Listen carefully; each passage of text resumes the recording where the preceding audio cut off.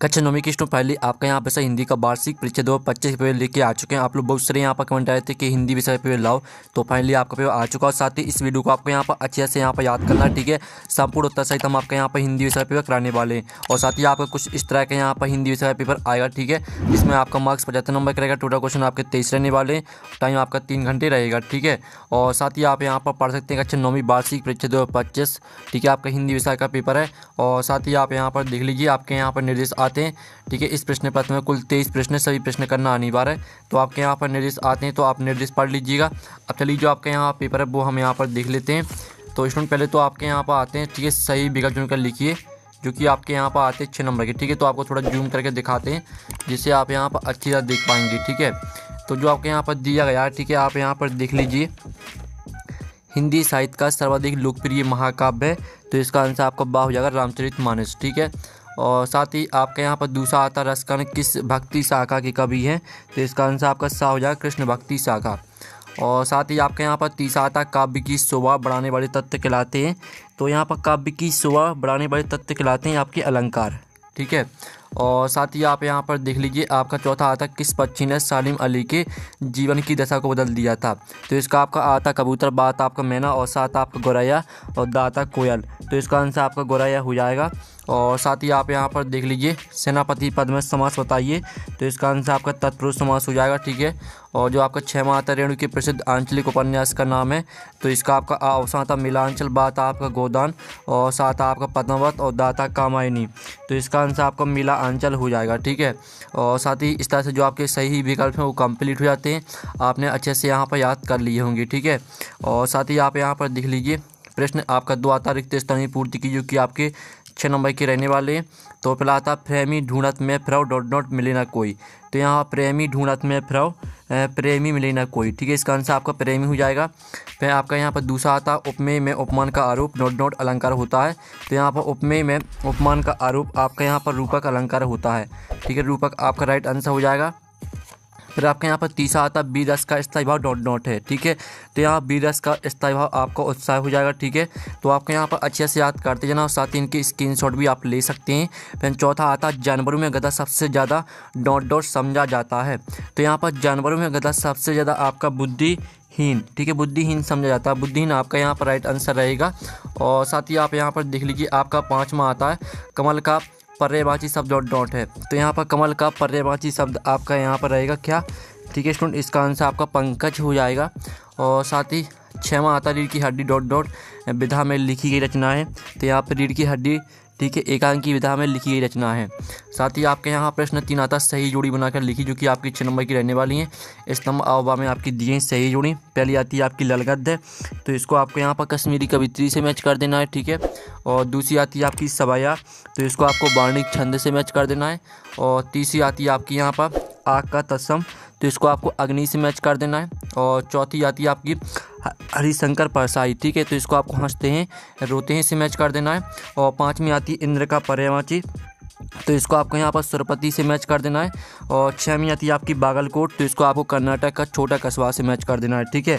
तो इस तरह से जो आपकी सही जोड़ी है वो कंप्लीट हो जाती हैं, आपने यहाँ पर अच्छे से याद कर ली होंगी, ठीक है। और साथ ही हमने यहाँ पर नंबर लिख दिए कौन में आपको कौन सी मैच करनी, तो आप यहाँ पर देख लीजिएगा।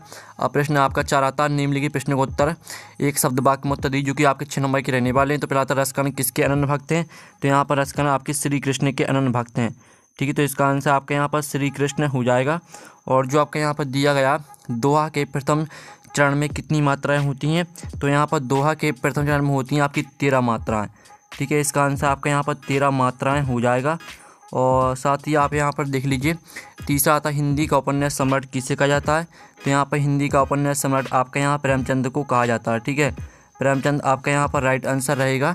फिर आपका चौथा आता है किसी कार्य को करने या होने का बोध कराने वाले शब्द क्या कहलाते हैं, तो यहाँ पर किसी कार्य को करने या होने का बोध कराने वाले शब्द आपके क्रिया कहलाते हैं, ठीक है, इसका आंसर आपके यहाँ पर क्रिया हो जाएगा। फिर जो आपके यहाँ पर दिया पान वाले की बिक्री अचानक क्यों बढ़ गई थी, तो इसका आंसर है यहाँ पर बाढ़ के कारण, ठीक है, बाढ़ के कारण, ये आपके यहाँ पर राइट आंसर हो जाएगा।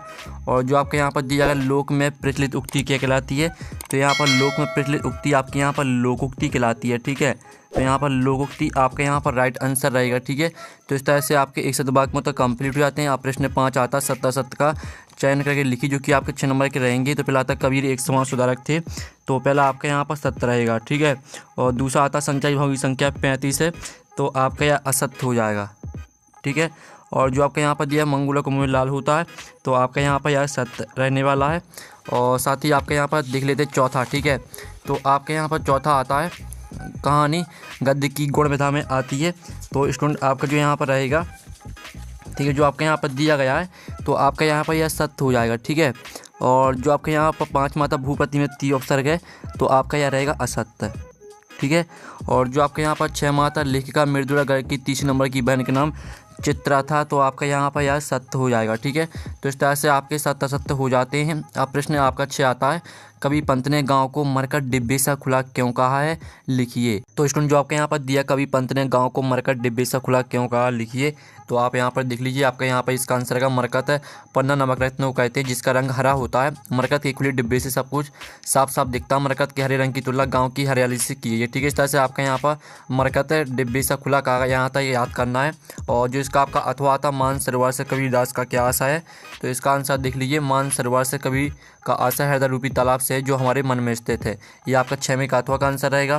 फिर जो आपके यहाँ पर दिया 7वां क्वेश्चन, ठीक है, भक्ति काल के 2 कवि या प्रत्येक की 2 रचनाओं के नाम लिखिए। ठीक है, तो आप यहाँ पर देख लीजिए, अब आपके भक्ति काल के 2 कवि रहेंगे आपके तुलसीदास सूरदास। ठीक है, और इनकी रचना हो जाएगी रामचरितमानस और भैरमर गीत सार। ठीक है, तो आपको यहाँ पर 2 कवि और दोनों की एक ही रचना याद कर लेनी है। और जो आपके यहाँ पर दिया गया, ठीक है, नई कविता के 2 कवियों के नाम एवं उनकी एक ही रचना का नाम लिखिए।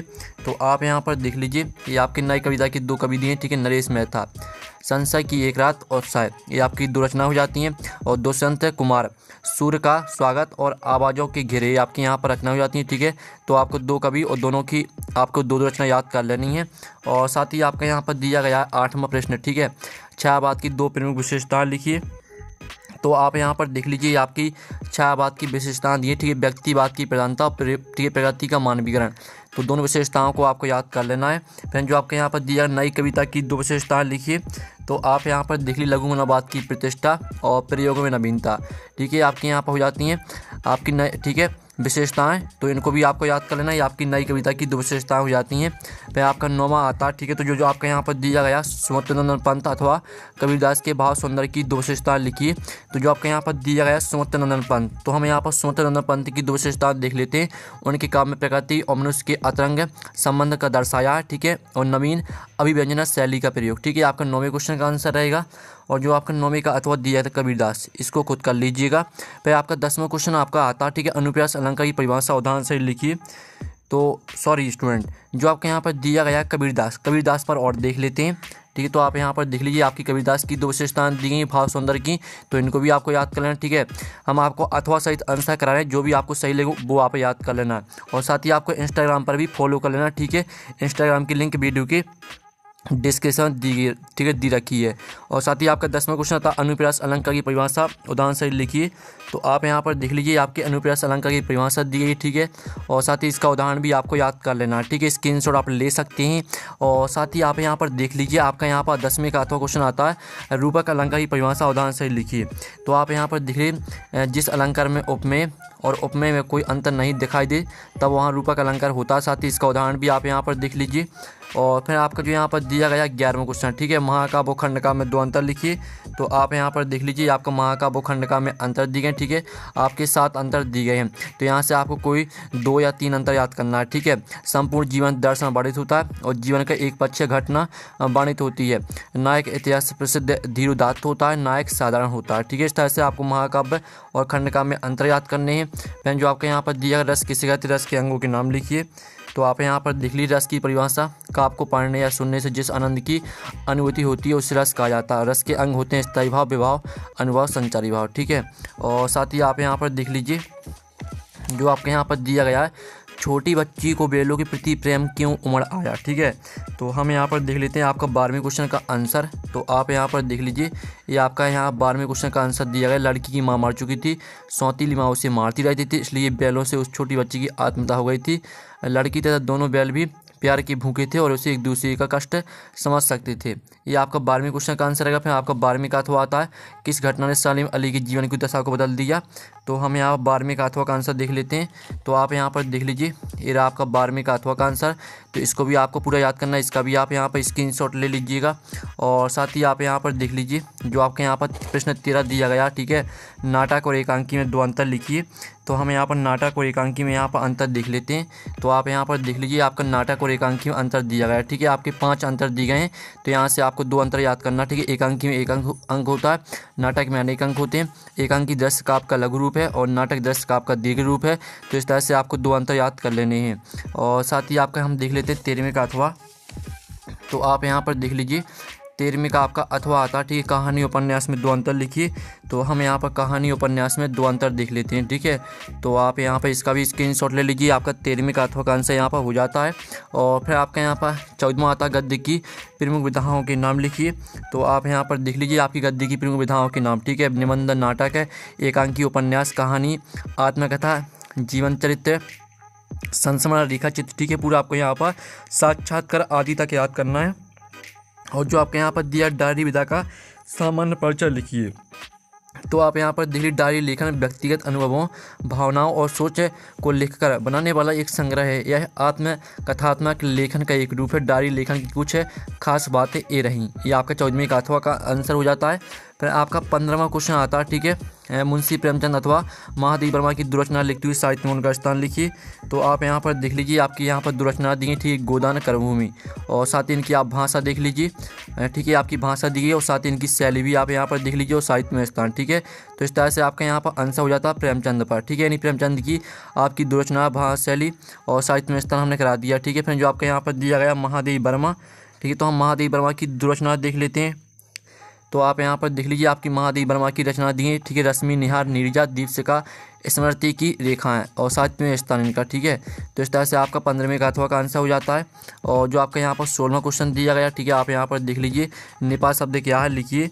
तो आप यहाँ पर देख लीजिए, बे अव्यय जो किसी शब्द या पद के बाद लगाकर उसके अर्थ में विशिष्ट बदल देते हैं, निपात कहलाते हैं। जैसे रमेश केवल पढ़ रहा है, मैंने उसे देखा तक नहीं, ठीक है, राम तो गया, मानो मात्र राम भी गया था। इस तरह से पूरा आपको यहाँ पर आपको ही जाना होगा, यहाँ तक याद कर लेना है। ये आपका 16वें क्वेश्चन का आंसर हो जाता है। फिर आपका 16वें का अथवा आता है, ठीक है, मुहावरे एवं लोकोक्तियों में आपको 2 अंतर लिखना है। तो आप यहाँ पर देख लीजिए, आपका मुहावरे और लोकोक्ति में अंतर, ठीक है, मुहावरा वाक्यांश होता है, लोकोक्ति पूर्ण होती है। इस तरह से आपको यहाँ पर 2 अंतर यहाँ से याद कर लेने हैं। फिर आपके यहाँ पर 17वां क्वेश्चन देख लेते हैं। तो 17वां क्वेश्चन आपका आता है, बाढ़ पीड़ित क्षेत्र में कौन कौन सी बीमारी फैलने का खतरा होता है। तो आप यहाँ पर देख लीजिए, बाढ़ पीड़ित क्षेत्र में हैजा, मलेरिया, टाइफाइड, उल्टी, दस्त, पेचिश, बुखार, डायरिया, कॉलेरा आदि बीमारियों के फैलने की संभावना रहती है, ठीक है। इस तरह से आपका यहाँ पर घाव भी हो जाते हैं, यहाँ तक याद करना। ये आपका 17वें क्वेश्चन का आंसर रहेगा। और जो इसका आपका अथवा आता है, रीढ़ की हड्डी, एकांकी का उद्देश्य लिखिए। तो आप यहाँ पर देख लीजिए, ये आपका यहाँ पर रीढ़ की हड्डी, एकांकी का उद्देश्य दिया गया है। ये आपका 17वें का अथवा का आंसर, ठीक है। तो इसका भी आप यहाँ पर स्क्रीनशॉट ले सकते हैं। अब चलिए आपके यहाँ पर देख लेते हैं 18वां प्रश्न, जो कि आपके यहाँ पर दिया काव्यांश। तो इसकी आपको संदर्भ प्रसंग सहित व्याख्या लिखनी है, ठीक है। मानुष हो तो वही रसकानी, बसो ब्रज गोकुल गांव की ग्वारण, ठीक है, इस तरह से दिया गया है। तो इसकी संदर्भ प्रसंग व्याख्या लिखनी है। और साथ ही इसका अथवा देख लीजिए, इस 18वें क्वेश्चन का आंसर है वो हम बता देंगे, ठीक है। उससे पहले आप 19वें क्वेश्चन भी देख लीजिए, आपका गद्यांश दिया गया, तो इसकी भी आपको संदर्भ प्रसंग सहित व्याख्या लिखनी है, ठीक है। स्क्रीनशॉट आप ले सकते हैं। और साथ ही आप यहाँ पर देख लीजिए, आपका आता 20वां क्वेश्चन, छोटा परिवार सुखी परिवार विषय पर एक अनुच्छेद लिखिए। अथवा आता है, एक आदर्श विज्ञापन की 3 विशेषता लिखिए। फिर आपका 21वां आता है, ठीक है, निम्नलिखित गद्यांश को पढ़कर नीचे लिखे प्रश्न को उत्तर लिखिए, ठीक है। लोक साहित्य में लोकगीतियों का विशेष स्थान है। एक गीत है व्यक्ति विशेष के न होकर समूह के होते हैं, इनका रचयिता अज्ञात होता है, ठीक है। इस तरह से आपके संचित कोश होते हैं, यहाँ तक आपको ध्यान से पढ़ लेना। इसके 3 प्रश्न आते हैं। उपयुक्त गद्यांश के शीर्षक लिखिए। लोकगीतों की कोई 2 विशेषताओं को लिख कीजिए। उपयुक्त गद्यांश का सारांश लिखिए। और साथ ही इसका अथवा भी आप यहाँ पर देख लीजिएगा, ठीक है। आपका काव्यांश दिया गया है। फिर आपका 22वां प्रश्न आता है और 23वां, ठीक है। तो जो आपका 22वां प्रश्न दिया गया, शाला त्याग प्रमाण पत्र प्राप्त करने हेतु अपने विद्यालय के प्राचार्य के नाम से आवेदन पत्र लिखिए, अथवा अपने विद्यालय के प्राचार्य को शाला शुल्क से मुक्ति हेतु आवेदन पत्र लिखिए। ठीक है, दोनों में से आपको एक करना है। और 23वें क्वेश्चन में आपको निबंध लिखना किसी एक विषय पर रूपरेखा सहित। ठीक है, तो जो आपका पेपर है वो कंप्लीट हो जाता है। जो आपके 4 नंबर के क्वेश्चन और 3 नंबर के क्वेश्चन, उनका सॉल्यूशन हम नेक्स्ट वीडियो में लाएंगे। ठीक है, तो वीडियो को लाइक कर लीजिए, चैनल को सब्सक्राइब कर लीजिए। और पेपर का आप PDF डाउनलोड करना चाहते हैं तो लिंक वीडियो के डिस्क्रिप्शन में दी गई, तो आप वहाँ से पेपर का PDF डाउनलोड कर सकते हैं। तो हम नेक्स्ट वीडियो में, थैंक्स फॉर वॉचिंग।